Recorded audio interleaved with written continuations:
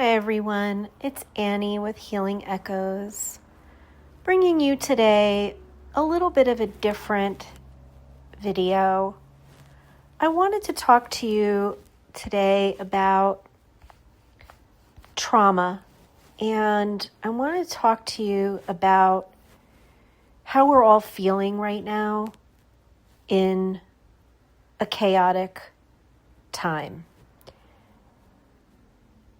This is not about taking sides. This is about unpredictability, gaslighting, and cruelty that's seemed to have become normalized. And our nervous system recognizes it, especially if we've been through trauma before. Know that you're not overreacting. You're responding to a pattern that you already know. And the hard truth of it is that no single person can fix a system this big. But I wanted to let you know that there are ways to protect your psyche, reclaim agency, and stay human without going numb or burning out. So I'm going to break this into some ideas of what helps now, what helps over time, and then what not to do. What helps right now, your nervous system level, really calming it down, because abusive dynamics destabilize us by keeping us in constant alert. And the first act of true resistance is regulation. Do this deliberately. First of all, you want to limit your exposure to news and social media. Not ignorance, but just containment. Choose one trusted source, once a day max. Name what's happening. You can do this to yourself privately. This feels like gaslighting, or this feels like coercion. Naming what's going on restores reality. Anchor in the body daily. Okay, that's really super important to ground yourself with walking, breath work, shaking your body, stretching, spending time in nature.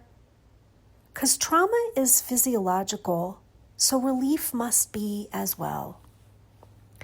Create some micro predictability. Keep to a routine.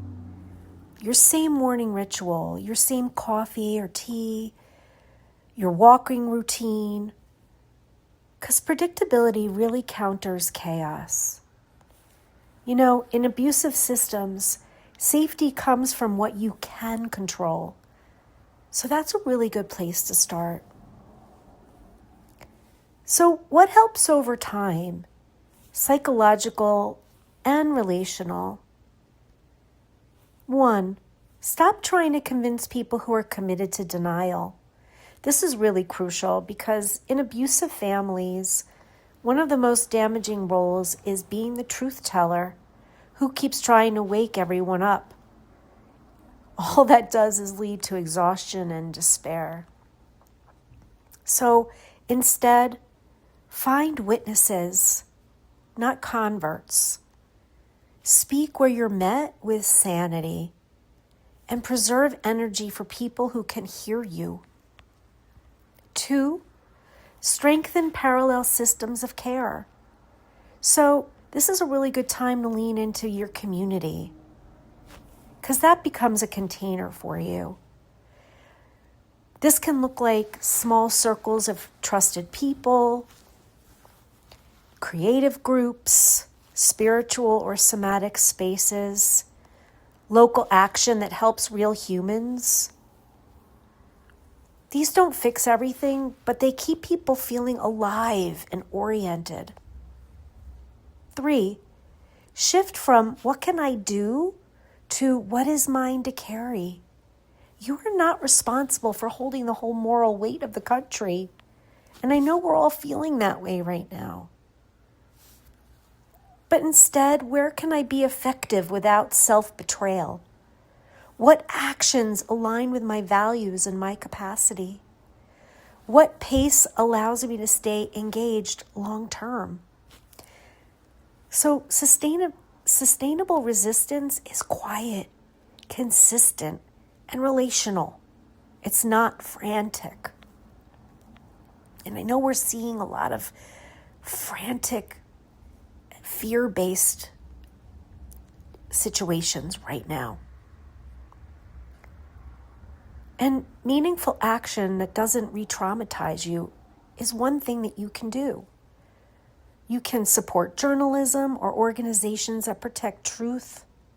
You can help vulnerable people locally, vote, organize, write letters, call your congresspeople, or advocate within your bandwidth, whatever feels right for you. You can create art, write, journal, or just be in spaces that help others feel less alone. Tend to healing work. This matters more than most people admit because healing is not withdrawal. It's preparation. Healing is so vital. This is why I do what I do. Not just for my fellow humans, but for myself as well, to stay grounded and to keep within a purpose. So here are some things of maybe what not to do, okay? So don't doom scroll. I know we're all guilty of that with our phones. Try to really pace yourself.